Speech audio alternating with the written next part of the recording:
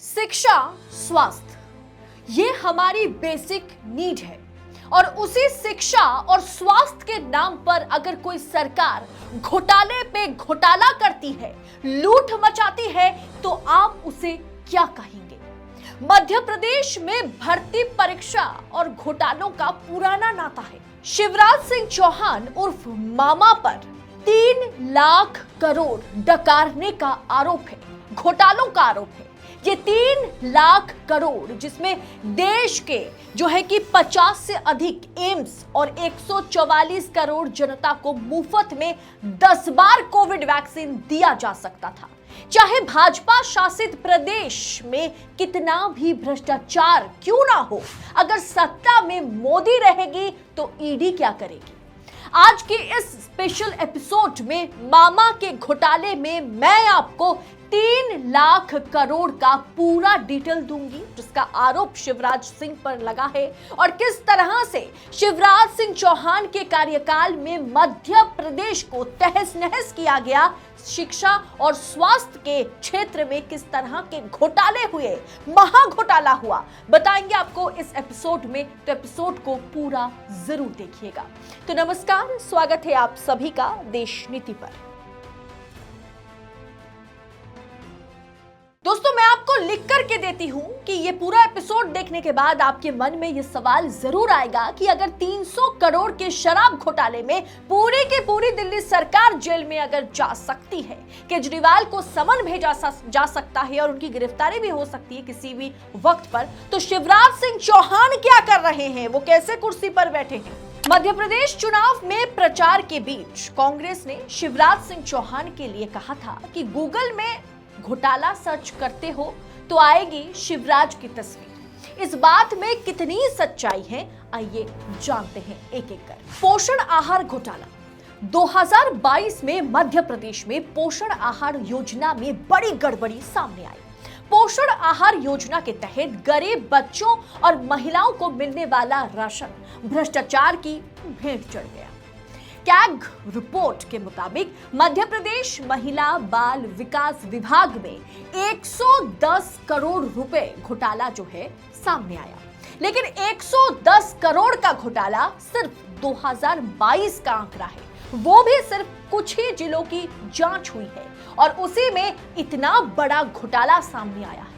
माना जा रहा है कि अगर पूरे प्रदेश में जांच की जाती तो एक और बड़ा घोटाला ये साबित होता। कांग्रेस ने दावा किया कि कुल मिलाकर के सभी जिलों की अगर जांच होती है तो आंकड़ा 15,000 करोड़ तक पहुंच जाएगा।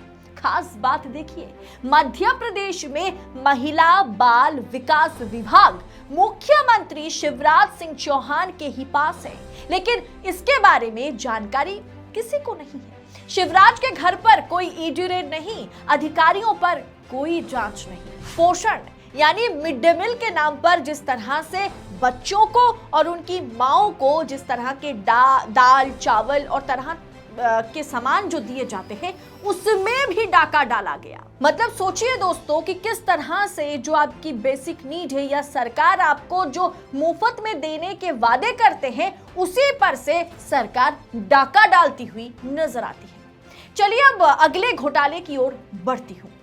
आंगनबाड़ी नल जल घोटाला 4 साल पहले मतलब 2018-19 में पता चलता है कि बुंदेलखंड की प्यासी जनता को, जिन्हें पानी की जरूरत है, उन्हें पानी पिलाने के नाम पर खूब लूटा और ठगा गया।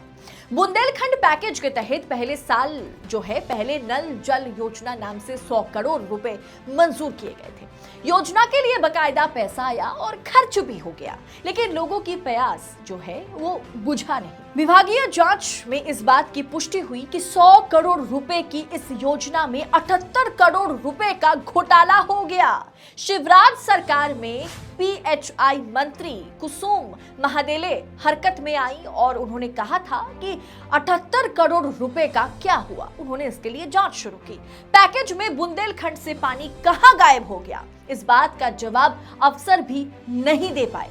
उसी दौरान समीक्षा बैठक में मुख्यमंत्री शिवराज सिंह चौहान बड़े सामने आकर के बढ़ चढ़ करके कहते हैं, नल जल योजना में हुए घोटाले पर पीएचआई मंत्री कुसुम महादेले से कहा था कि आप ही मामले को देखिए, जो भी दोषी हो उन पर कठोर कार्रवाई करिए। दोस्तों, उस बैठक के बाद से अब तक मामले की फाइल को दबा करके रखा गया। दैनिक भास्कर रिपोर्ट के मुताबिक जिस समय घोटाला हुआ उस समय मध्य प्रदेश सरकार में बुंदेलखंड क्षेत्र के 6 मंत्री गोपाल भार्गव, विजेंद्र प्रताप सिंह, हरीश शंकर खटी, जयंत माल्या, रामकृष्ण कुसमारिया, नरोत्तम मिश्रा थे। खास बात यह है कि बुंदेलखंड पैकेज की कमेटी के चेयरमैन मुख्यमंत्री खुद एवं सदस्य मंत्री एवं अफसर थे।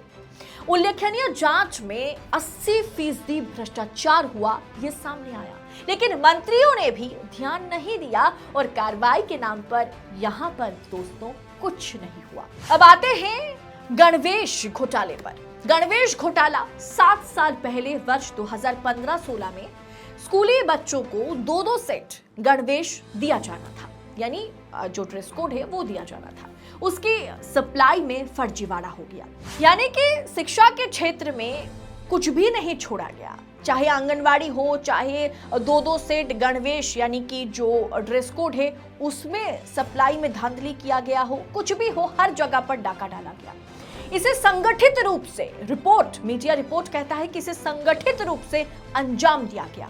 इस सप्लाई में बड़ा घोटाला किया गया था। गणवेश सिलाई का काम चल ही रहा था कि उसी दौरान ये बात सामने आई कि गणवेश के लिए जो कपड़ा दिया गया है वो छोटा पड़ रहा है। किसी के जो है कि पैंट छोटा है तो कहीं सिलाई खराब हो रही है। इस बात की शिकायत जब ब्लॉक में बैठे जिम्मेदार मनीष श्रीवास्तव तक पहुंची तो उन्होंने 2 टूक कहते हुए एकदम साफ साफ कर दिया कि चुप रहो, जो मिला है उसको सिल लो। कांग्रेस ने प्रेस रिलीज करके दावा किया था कि यह घोटाला 600 करोड़ का घोटाला है, जबकि रकम सामने नहीं आया। क्या आपको इस घोटाले के बारे में पता है? शायद नहीं, क्योंकि मीडिया से भी इसे पूरी तरह से गायब कर दिया गया और कार्रवाई के नाम पर यहां भी एकदम 0 बटे सन्नाटा है। दोस्तों, अगला घोटाला है सर्व शिक्षा अभियान घोटाला। 2022 में मध्य प्रदेश के खरगोन में करीब 9 करोड़ का घोटाला उजागर हुआ है। आरोप है कि नौकरशाहों ने सर्व शिक्षा अभियान की राशि में हेरफेर कर दी। बीजेपी के पूर्व विधायक बाबूलाल महाजन ने गड़बड़ी का खुलासा करते हुए अपनी ही सरकार के अफसरों पर हमला बोल दिया था। पूर्व विधायक ने आरोप लगाया कि डीपीसी, बीआरसी और जन शिक्षक ने फर्जी बिल लगा करके स्कूली छात्रों की खेल सामग्री, रंगाई पुताई और स्टेशनरी और फर्नीचर की राशि में फर्जीवाड़ा किया है।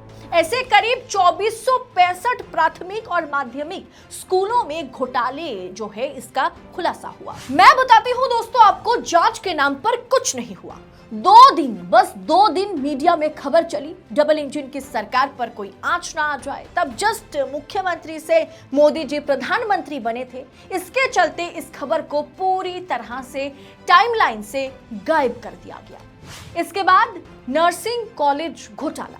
मध्य प्रदेश में यह घोटाला साल 2020 में सामने आया था। ये पता चला था कि स्टेट नर्सिंग काउंसिल ने ऐसे कॉलेजों को मान्यता दी थी जो कि केवल कागजों पर चल रहे थे या किराए के एक छोटे से कमरे में चल रहे थे। कई नर्सिंग कॉलेज जो किसी अस्पताल से एफिलिएटेड भी नहीं थे।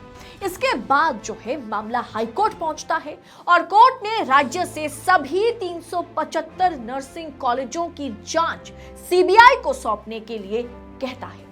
दैनिक भास्कर की इन्वेस्टिगेशन में यह पाया गया कि प्रदेश के 800 नर्सिंग कॉलेजों की 14,000 में से 3,000 फैकल्टी ऐसे हैं जो बाहरी राज्य के हैं। ये फैकल्टी प्रदेश के कॉलेजों में सिर्फ ऑन पेपर रजिस्टर्ड है, लेकिन कभी आज तक क्लास लिया नहीं, जबकि उनके सैलरी जो है या उनके नाम पर सैलरी जाता हुआ नजर आ रहा था। नर्सिंग काउंसिल ने इनका माइग्रेशन और रजिस्ट्रेशन किया है। इनमें 600 फैकल्टी ऐसी हैं जिनके माइग्रेशन या रजिस्ट्रेशन नंबर को कई तरीकों से बदलकर एक से ज्यादा बार इस्तेमाल किया गया। घोटाले के सामने आने के बाद राज्य के 375 कॉलेजों में एनरोल 1.25 लाख यानी कि 1,25,000 से अधिक नर्सिंग स्टूडेंट्स पिछले 3 साल से अपनी परीक्षाएं नहीं दे पाए। यहां तक कि 2020-21 के सेशन में एडमिशन लेने वाले स्टूडेंट्स की अभी तक फर्स्ट ईयर की परीक्षा भी नहीं हुई। तो वहीं दोस्तों, पैरामेडिकल छात्रवृत्ति घोटाला 2010 से 2015 तक प्रदेश के सैकड़ों निजी पैरामेडिकल कॉलेज संचालकों ने फर्जी छात्र को प्रवेश दिखाकर सरकार से करोड़ों रुपए की छात्रवृत्ति की राशि हड़प ली थी। इस मामले में शिकायतों के बाद जांच शुरू हुई तो पाया गया कि जिन छात्रों के नाम पर राशि ली गई वो कभी एग्जाम में बैठे ही नहीं थे, यानी फर्जीवाड़ा ही फर्जीवाड़ा। इसके अलावा एक ही छात्र के नाम पर कई कॉलेजों में एक ही समय में छात्रवृत्ति निकाली थी। कांग्रेस ने दावा किया इससे सरकार ने 2500 करोड़ रुपए का मुनाफा कमाया, जबकि सरकार ने कोर्ट में सिर्फ 2400 करोड़ का ही जिक्र किया था। इसमें हाई कोर्ट ने साफ किया था कि सरकार को 2400 करोड़ रुपए की वसूली करनी होगी और लौटाना होगा। सरकार अब तक सिर्फ 13 करोड़ ही वसूली कर पाई है।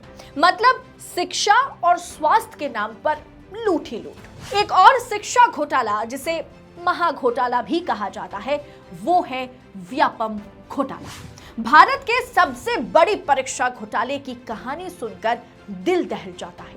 आजाद भारत में व्यापम सबसे बड़ा घोटाला साबित हुआ।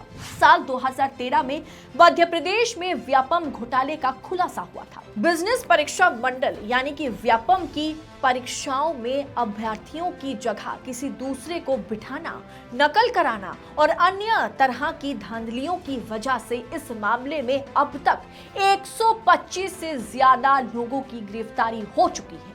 इस मामले में जब जांच शुरू हुई तो जांचकर्ता और आरोपियों की संदिग्ध परिस्थितियों में मौत होने लगी। घोटाले के तार मध्य प्रदेश और छत्तीसगढ़ के अलावा बिहार, उत्तर प्रदेश, राजस्थान, महाराष्ट्र, झारखंड, आंध्र प्रदेश समेत कई राज्य से जुड़े होने की बात सामने आई।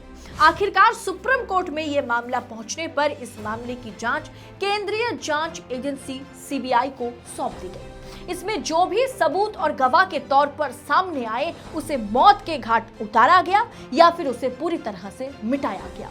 इसमें शिवराज सिंह चौहान और उनकी पत्नी का नाम सीधे तौर पर सामने आया था, लेकिन आज भी शिवराज सिंह चौहान प्रदेश के मुख्यमंत्री बने हुए हैं और फिर से सीएम बनने के लिए जद्दोजहद कर रहे हैं, चुनाव लड़ रहे हैं। अगला घोटाला है जल जीवन मिशन घोटाला।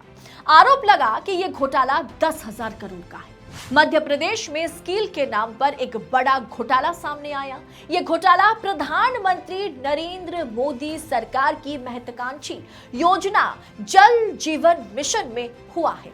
इस योजना के तहत गांव के युवाओं को स्किल ट्रेनिंग देकर उन्हें इस काबिल बनाना था कि वो गांव में ही रोजगार प्राप्त कर सके। लेकिन इस योजना के नाम पर प्रदेश की 11 संस्थानों ने सिर्फ कागजों पर पूरी ट्रेनिंग करा दी। हद तो तब हो गई जब इस पूरी ट्रेनिंग में मृतकों पर और ओवर एज लोगों के नाम भी कागज पर पाए गए। तो वही जो आखिरी घोटाले के बारे में मैं आपको बताने जा रही हूँ वो है चेक पोस्ट घोटाला। 2015 में मध्य प्रदेश में व्यापम घोटाले का मामला सुलझा नहीं था कि एसटीएफ ने पोस्ट ऑफिस में हुए घोटाले को उजागर किया था। एसटीएफ ने फर्जी तरीके से पोस्ट ऑफिस में नौकरी ऐसे 18 ग्रामीण डाक सेवकों के खिलाफ एफआईआर दर्ज की थी। एसटीएफ ने विदिशा, सीहोर, सागर, छतरपुर, रीवा और दमोह संभाग के पोस्ट ऑफिस में फर्जी मार्कशीट के जरिए नौकरी पाने वाले 18 आरोपियों के खिलाफ एफआईआर दर्ज की है। ये भर्ती घोटाला साल 2012-13 का है। एसटीएफ के आधिकारिक सूत्रों के मुताबिक 12 आरोपी दमोह के रहने वाले हैं, जबकि 6 आरोपी सागर के रहने वाले हैं। आरोपियों ने राज्य ओपन स्कूल की भर्ती मार्कशीट के जरिए ग्रामीण डाक सेवक के पद पर नौकरी हासिल की थी। एसटीएफ ने मामले की जांच की तो 18 आरोपियों का फर्जीवाड़ा सामने आया। कांग्रेस ने आरोप लगाया कि सिर्फ 18 आरोपियों के बारे में पता चल पाया, न जाने ऐसे कितने और हैं जो बिना परीक्षा दिए डॉक्टर बने, पुलिस बने और न जाने सरकार की किस किस पद पर अभी बैठे हुए हैं। कांग्रेस ने चेकपोस्ट घोटाले को 50,000 करोड़ का घोटाला माना। रकम राजनीतिक फायदे के लिए विपक्ष बढ़ा सकता है, घटा सकता है, लेकिन घोटाले सच है जो मध्य प्रदेश में हुए हैं और किसी भी घोटाले पर केंद्र में बैठी सरकार कोई कार्रवाई नहीं की और आज विपक्ष शासित प्रदेश के शिक्षा मंत्री जेल में है। बंगाल में भर्ती घोटाले के चलते शिक्षा मंत्री पार्थ चैटर्जी जेल में है। दिल्ली में शिक्षा मंत्री मनीष सिसोदिया जेल में है। लेकिन जिस राज्य में शिक्षा क्षेत्र में सबसे बड़ा और सबसे ज्यादा घोटाला हुआ, वहां कार्रवाई के लिए जांच एजेंसी को साफ सूंघ गया। कौन करेगा सच्चाई पर बात, कौन सच्चाई का उजागर करेगा? आज देश नीति वो प्लेटफॉर्म बन चुका है जो बेबाक और बेखौफ होकर ऐसी खबरें आप तक पहुंचाता है जो आपको जागरूक करता है। आप इस वीडियो को जितना ज्यादा हो सके दोस्तों शेयर करें, फॉरवर्ड करें, तभी लोगों को पता चलेगा कि ईडी की ये जो कार्रवाई कश्मीर से लेकर कन्याकुमारी तक और बंगाल से लेकर महाराष्ट्र तक हो रही है, वो सबसे पहले भाजपा शासित प्रदेश मध्य प्रदेश में होने की जरूरत है और शिवराज सिंह चौहान पर होने की जरूरत है। लेकिन केंद्र में मोदी और मध्य प्रदेश में शिवराज इस पर कोई कार्रवाई नहीं करेंगे, ये तो आप शर्त लगाकर रख लीजिए इस बात को। एक तरह से हम देख पा रहे हैं किस तरह से विपक्ष को ईडी कटघरे में खड़ा कर रही है। वहीं इतने घोटाले के बाद भी, वो भी शिक्षा, स्वास्थ्य जैसे जगह पर सरकारी घोटालों के बाद भी केंद्र में मोदी जी और मध्य प्रदेश में बीजेपी की सरकार यथायथ बनी हुई है। शिवराज सिंह चौहान फिर से चुनाव लड़ने की कोशिश में है और मुख्यमंत्री बनने की कोशिश में है। दोस्तों, इस एपिसोड पर आपकी राय क्या है? मामा के घोटालों पर आपकी विचार क्या है? कमेंट कर अपनी राय हमारे साथ शेयर कीजिएगा। वीडियो को आगे फॉरवर्ड कीजिएगा, अपने दोस्तों में, अपने परिवार वालों में इसे शेयर कीजिएगा और आजाद मीडिया को भरपूर अपना सपोर्ट कीजिएगा, अपना सपोर्ट दीजिएगा। देश नीति को सब्सक्राइब करें और साथ ही साथ हो सके तो वीडियो के अंत में थैंक्स ऑप्शन का इस्तेमाल जरूर करें। बहुत बहुत शुक्रिया। जय हिंद, जय भारत।